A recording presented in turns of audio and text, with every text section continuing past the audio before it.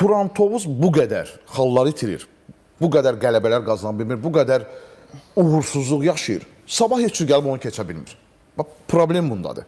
Sabah heç cür ardıcıl, uğurlu seriya, ardıcıl deyək ki, 5 oyun, məsələn, 3-ündə qələbə, ikisində heç keçə, ikisində qələbə, 3-ündə heç keçə. Heç cür bunu yaxalaya bilmir. Və ona görə də hələ də çox ciddi sual altında ki, Sabah çempionat yolu ilə, Premier Liqa ilə 4-cü yer tuta bilərmi?